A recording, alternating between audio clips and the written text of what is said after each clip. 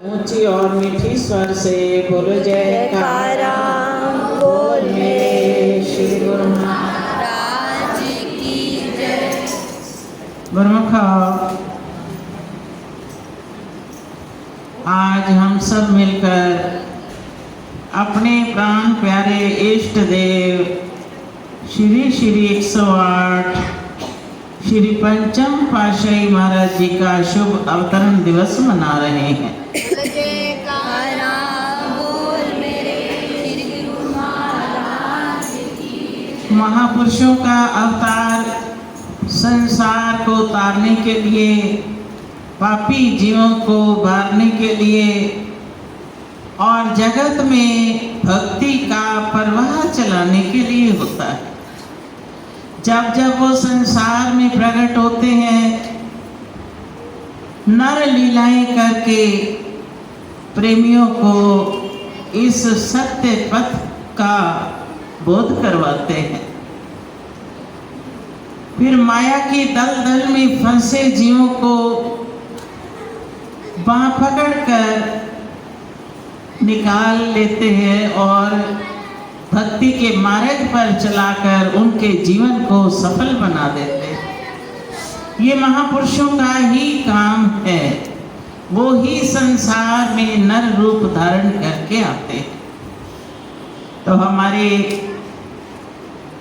इष्ट देव श्री पंचम पातशाही जी का शुभ अवतरण 26 सितंबर सन 1926 रायपुर कला में हुआ। तो जब उनका अवतरण हुआ तो चारों ओर खुशियां और बहारें छा गई और सभी की जुबां पर मधुर गीत थे कि आज का दिन है खुशियों भरा, चारों तरफ बहार है, प्यारे प्रभु जी प्रकट हुए, हो रही जय जयकार है। दुनिया को रोशन करने प्रभु रूप बदल कर आते हैं, भक्ति पथ दर्शाए के अंधकार को मिटाते हैं, देते हैं सतनाम की दीक्षा, प्रेमियों को सुख पहुंचाते हैं। जब जब इस धरा पर आते,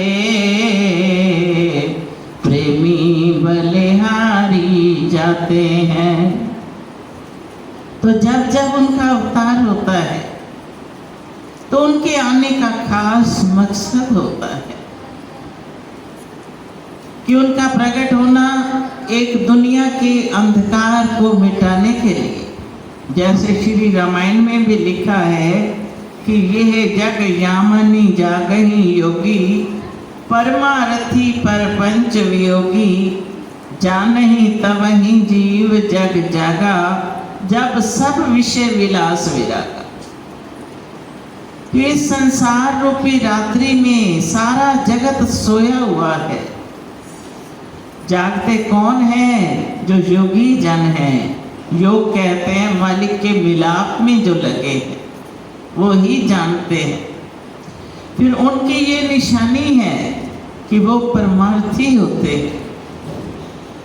फिर इस संसार को झूठा प्रपंच जानते हैं, इसलिए उनके मन में दुनिया से वैराग होता है और प्रभु के चरणों में उनकी प्रीत होती है। वही जीव प्रभु से प्रीत कर अपना भी जीवन खुशरंग बनाते हैं और उनकी संगत करने वाले भी भक्ति के धन से मालोमाल हो जाते हैं। फिर किस प्रकार उन्होंने अवतार लिया और किस प्रकार दुनिया को हमारे प्रभु जी ने राह दिखलाई कि 20 सितंबर सन 1926 दिन अति प्यारा प्यारा है,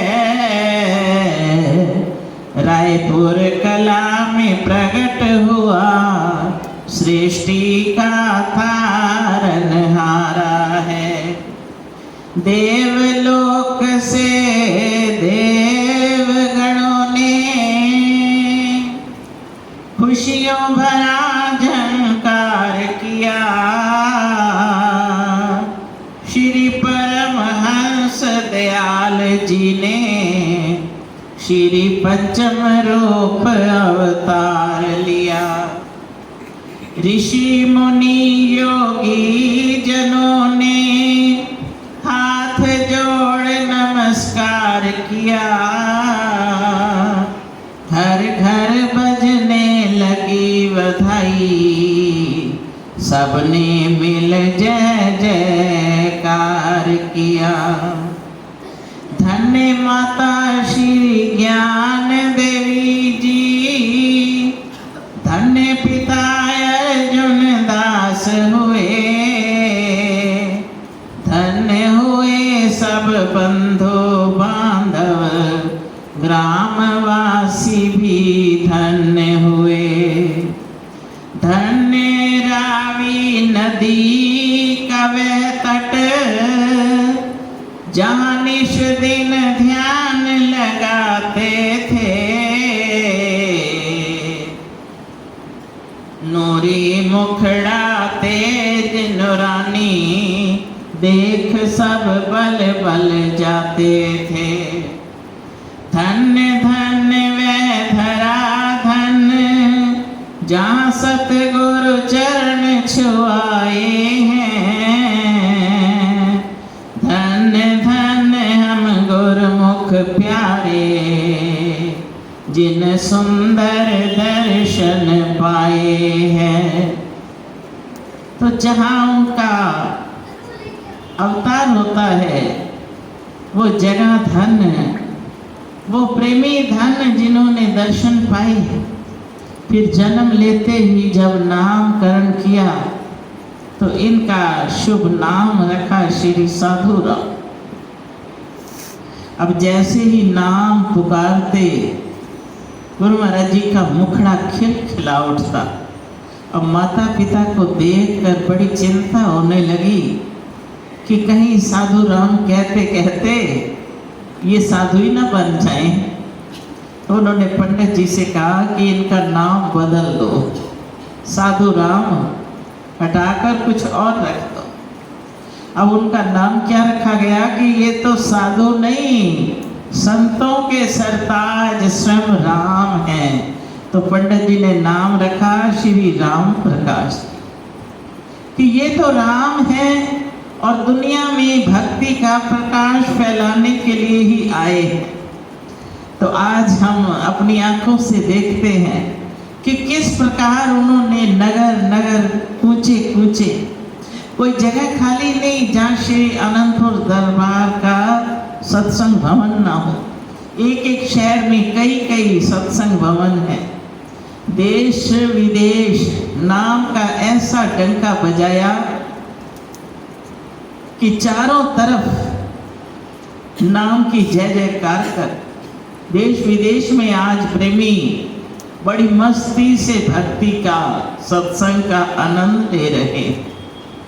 फिर श्री अनंतपुर को 4 चांद लगाए, इतना सुंदर रूप दिया कि कहाँ तो कच्ची सड़कें थी, रहने के कमरे टीन की छतें थी, बिजली का भी प्रबंध ज़्यादा नहीं था, बहुत कम थोड़ी बहुत लाइट जलाया जाती थी।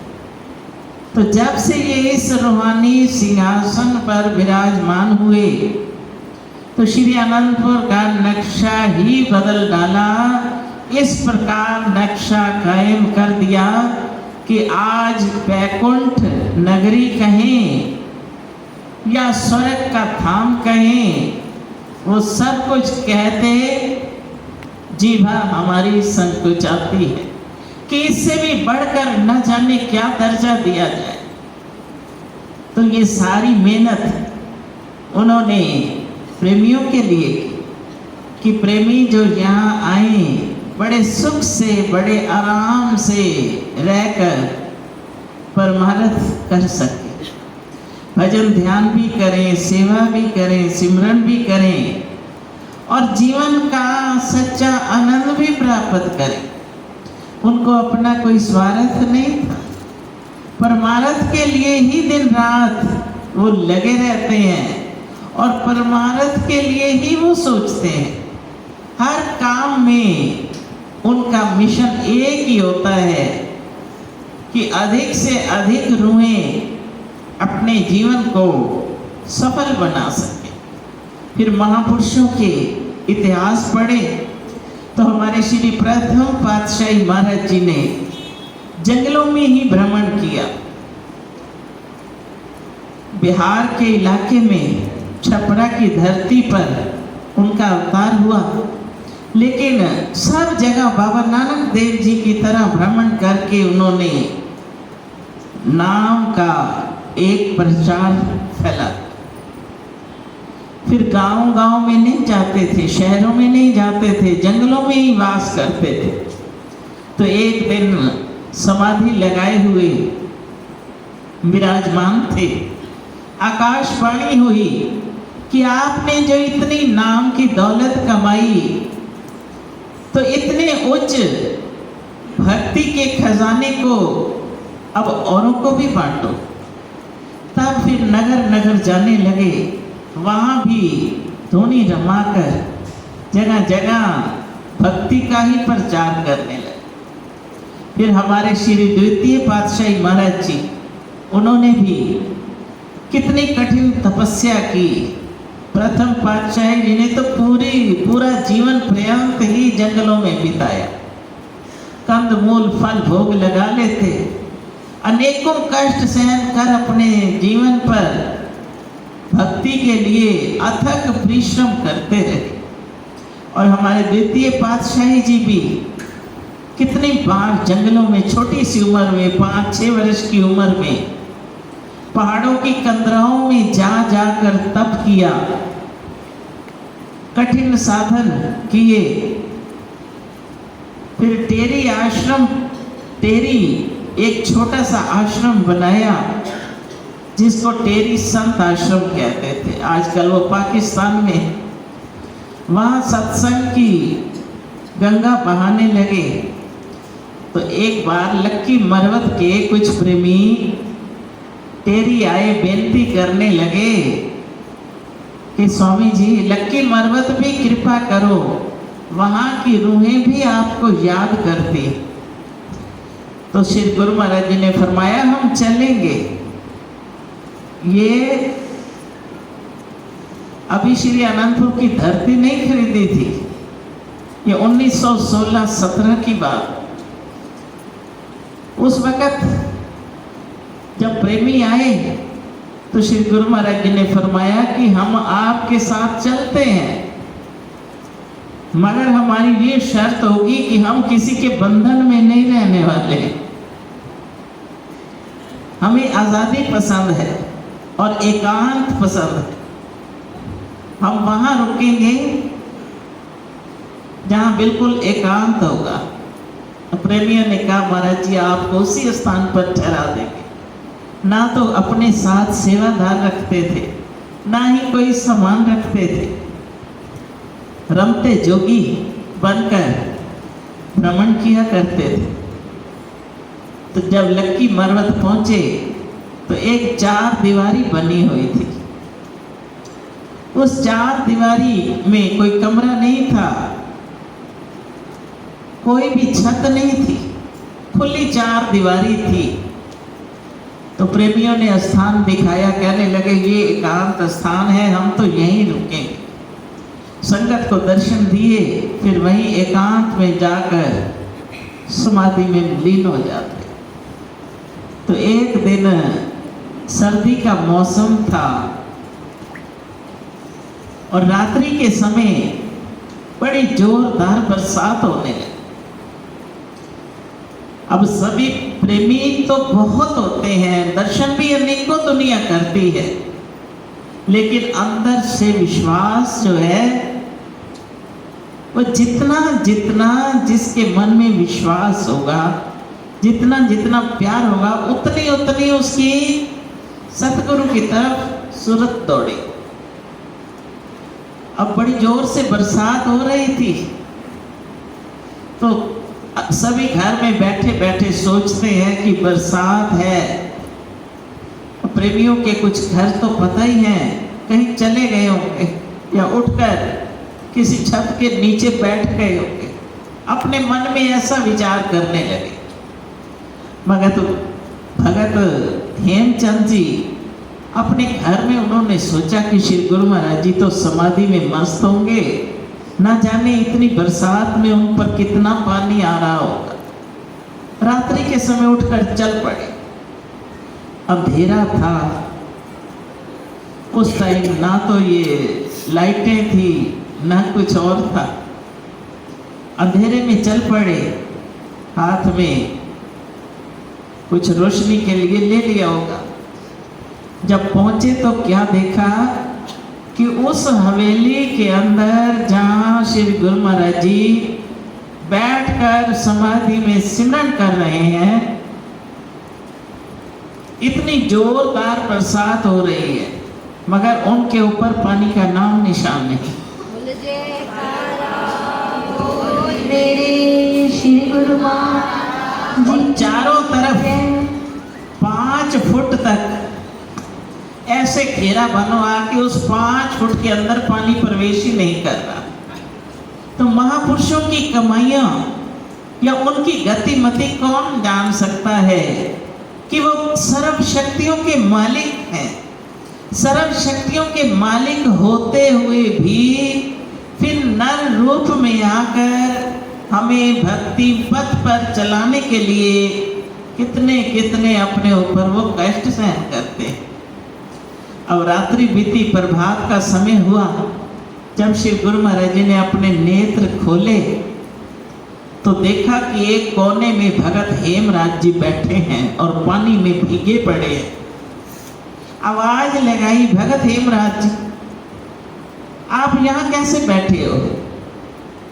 कहने लगे, स्वामी जी आपके दर्शन करने आए, ये सोचकर कि इतनी बरसात है और आपके ऊपर तो छत भी नहीं, तो मैं आपका हाल ही पता करने आया था। लेकिन यहाँ आकर देखा आप तो सर्व शक्तियों के मालिक हो। बरसात तो क्या, पानी आपके नजदीक भी नहीं आ पाया, लेकिन मुझे बड़ी चिंता हुई। अब आप कृपा करो, घर पर चलो, अब थोड़ा समय वहां विश्राम करो। श्री गुरु महाराज जी ने फरमाया, नहीं, इसी बंधन से हम दूर रहते हैं। चलेंगे, आपकी भावना अवश्य पूरी करेंगे, लेकिन रहना हमें एकांत में है। तो सच कितनी कठिनाइयां अपने तन पर उठाकर उन्होंने परमार्थ की रचना रची, परमार्थ का कार्य किया। ये उनकी महानता है। तो वही भगत हेमराज जी फिर उनको उनकी शरण में आए और उनको फिर श्री गुरु महाराज जी ने स्वयं ही साधु वेश दिया और महात्मा नित्यानंद जी उनका नाम रखा।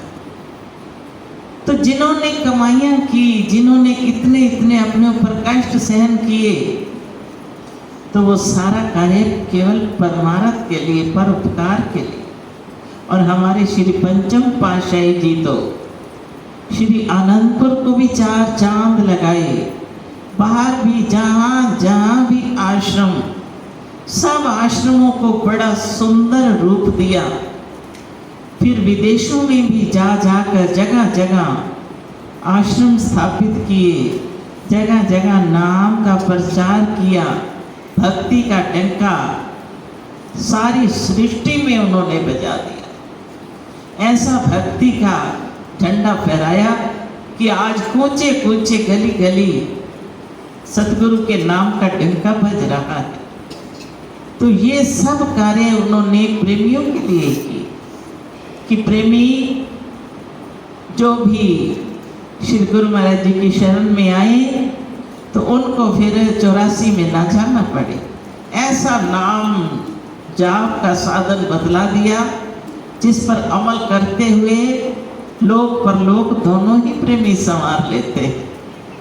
तो जैसे वो हमारे कल्याण के लिए आए, उन्होंने इतना हम पर महान उपकार किया, अब हम भी उन्हीं के आदेशों पर चलते हुए जो जो वो हिदायत दे उसी पर चलते रहे।